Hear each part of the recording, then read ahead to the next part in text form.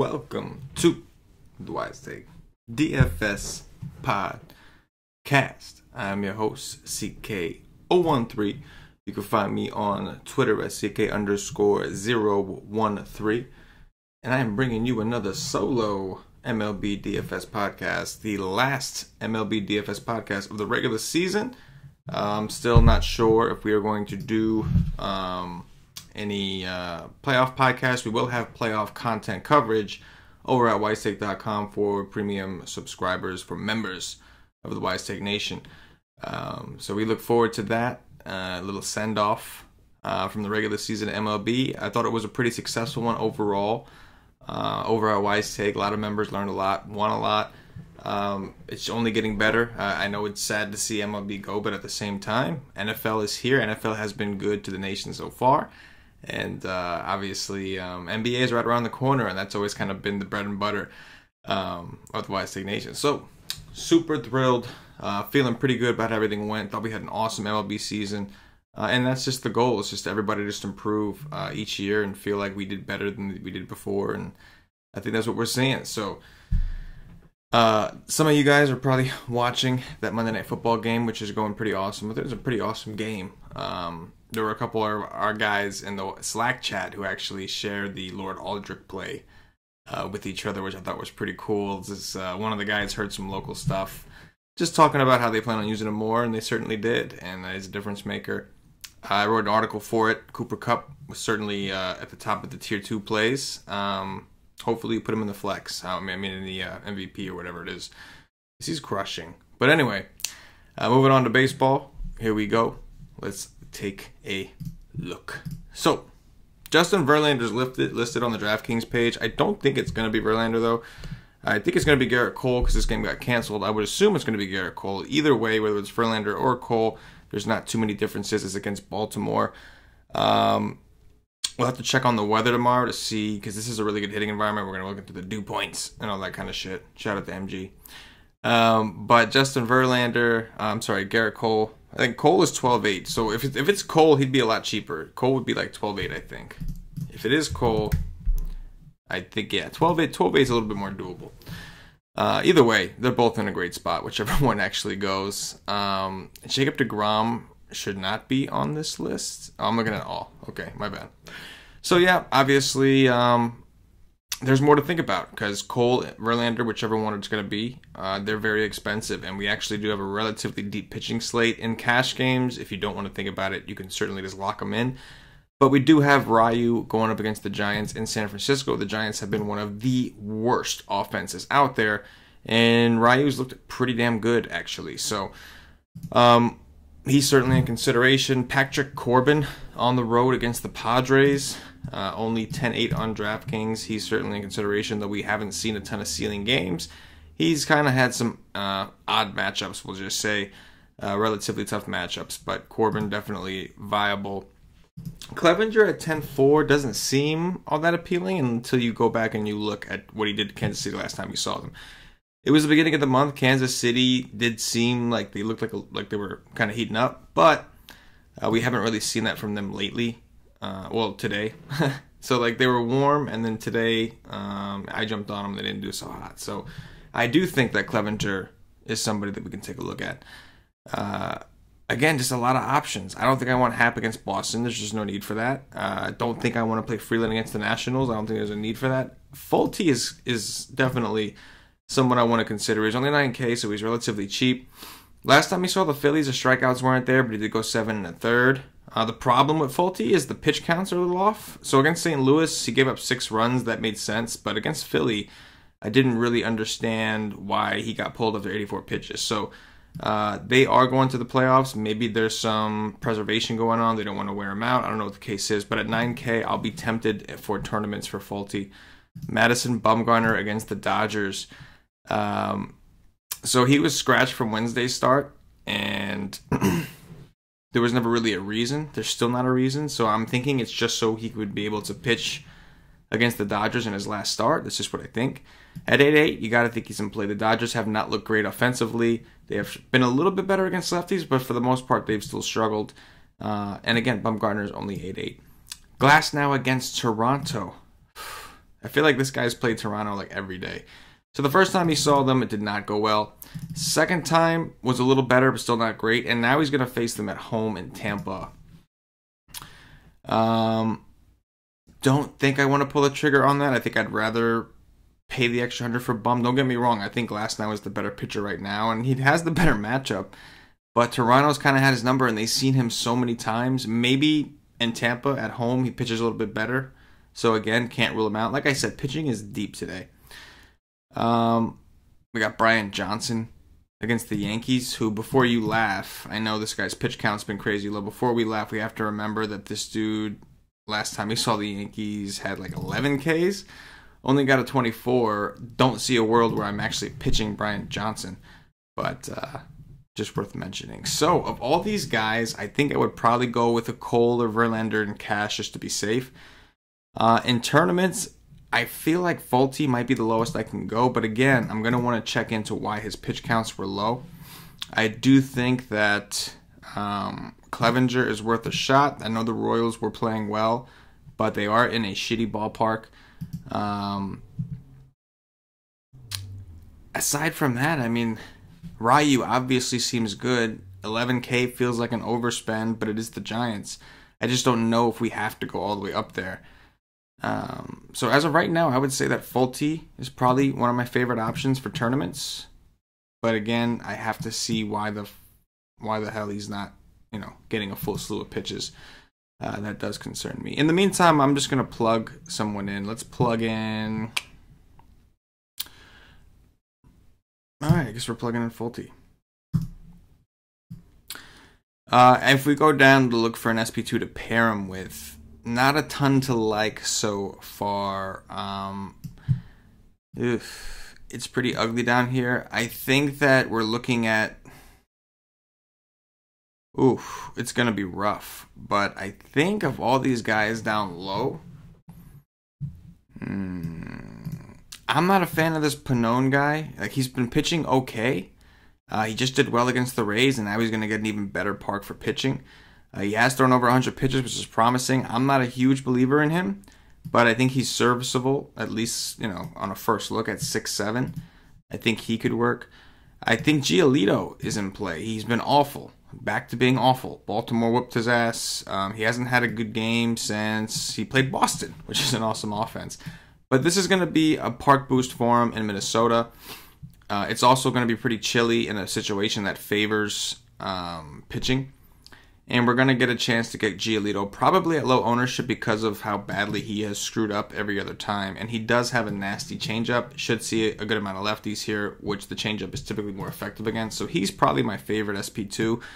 There's guys you can consider in tournaments, like maybe Oswalt against Miami because it's Miami. The difference is you're getting like some kind of pitching limitation, some kind of cap. Whereas on Giolito, as long as he's not getting destroyed too badly, they'll let him throw around 100 pitches.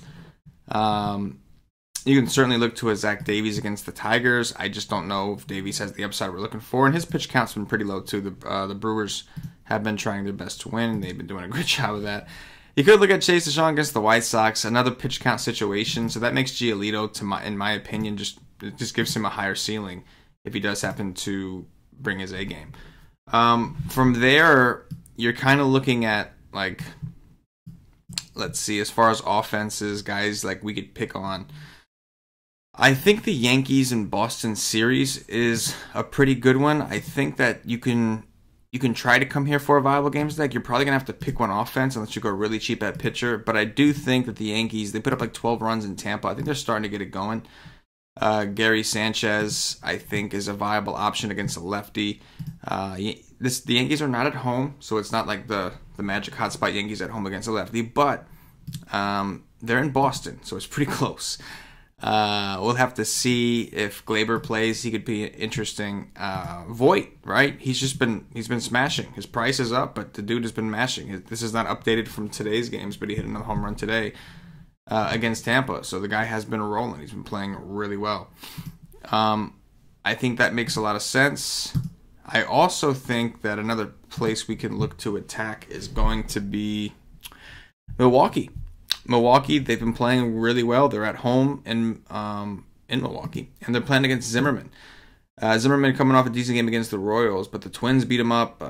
Houston beat him up. Like, he seems to have done well against kind of bad teams. The Yankees one was kind of surprising. He caught the Yankees at the right time.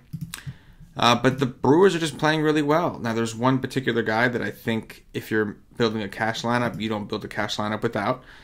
And, well, actually, I wouldn't say he's the only one, because you still got Mookie, right? It's like Betts or Yelich, one of them. Right now, it's got to be Yelich, the way he's playing.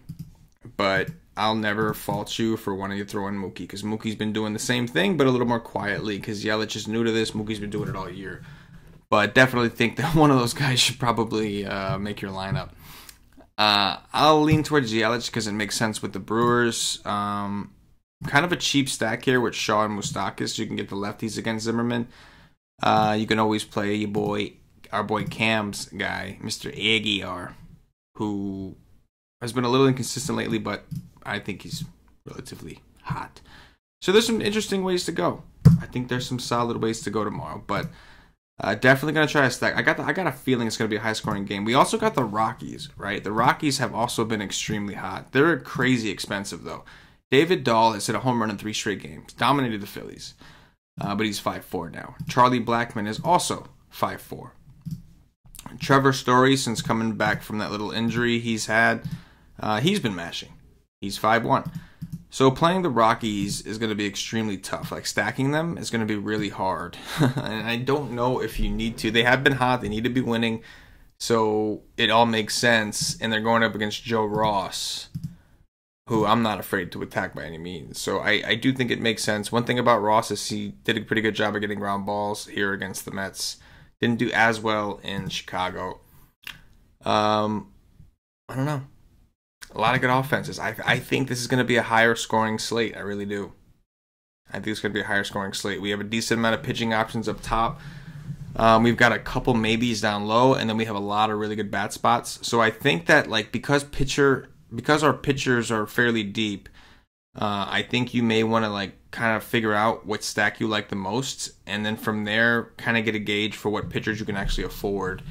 Normally, I like to pick my pitcher, and I'm going to bat with this guy, but I do think that there are enough options on this slate in decent matchups, and they all have like a certain amount of risk to a degree, or they just cripple your lineup like Garrett Cole because they're too expensive. So I think you have to kind of figure out if there's a cheap stack you like, you plug in Giolito, just go up to Cole, make it work, no problem. But if you know you're gonna want to stack the Rockies, then you're gonna need a cheaper stack to pair with them, or you're gonna need some value pitching. So I think that's the way that you need to approach it. Anyway, time to do some top threes. So top 3 pitchers for me. I'm gonna go with Ryu because it's the Giants. I feel like I just have to attack the Giants. I don't know. I just feel like I have to. So I'm gonna go with Ryu number 1. I'm going to go with Fulte number 2, and I'll go with Giolito number 3. Obviously, Garrett Cole or Verlander are fine against Baltimore. You don't need me to tell you that. I just hate spending all the way up when I don't have to, because it really makes the bat process miserable. As far as bats, let's see. I do like Milwaukee in tournaments as a stack. I do like... What was the other team that we were looking at? I like Milwaukee as a stack. The Rockies, obviously, but they are very expensive. And then the Yankees in Boston. I do like the Red Sox as well, but I'll put the Yankees over them, give them the benefit of a doubt. Should be a pretty good series. The Yankees still have to win. It comes down to motivation. Like, I don't think Boston's playing for much at this point, but the Yankees certainly are. They have the A's kind of really trying to catch them here, and we still have a couple days left of regular season. So, yeah, that's probably it. Dong watch time. So Christian Yelich going to be number 1. I mentioned that I liked them. Let's go with Travis Shaw from his own team, and then we'll go with Voit. Go with Luke Voit. Keep the hot streak rolling. That's the Dong watch. Voit, Shaw, Yelich. Don't forget, guys. Don't forget to check us out over at wisetake.com for more fire DFS content. Also, don't forget to follow the Wise Take Twitter at @wise_take Real quick, the NBA package is up and we're doing an early owl discount. So it's like a really super cheap price. You're getting it for $124.99, but you got to use a promo code.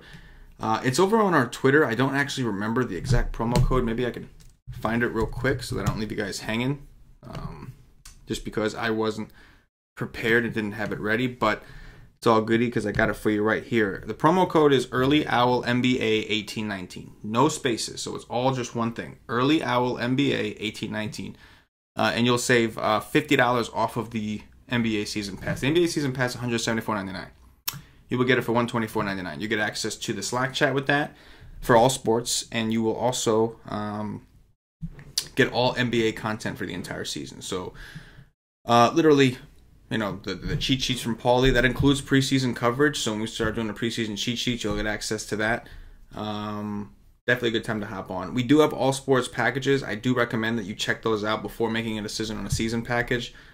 We have a monthly option that's an auto renew. You can sign up for that. That's one of the easier ones out there. Or if you have a little extra money and you want to save some money in the long run, you can look into our year-long passes. We have quarter passes, all kinds of stuff. But you'll get access to all the sports. And when you're in there, you know, chopping it up for NBA, you're gonna want access to the football stuff on the weekends. The nation is crushing, and you want to be a part of it in all forms, all facets, whatever, all sports, all methods.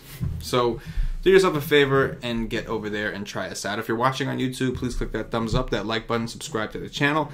If you're watching on Facebook, give us a like and a share to support the Wise Take Nation. If you're listening to us on Podbean or iTunes, give us some 5-star reviews, help up us up those charts. All these things, they really help us out, guys.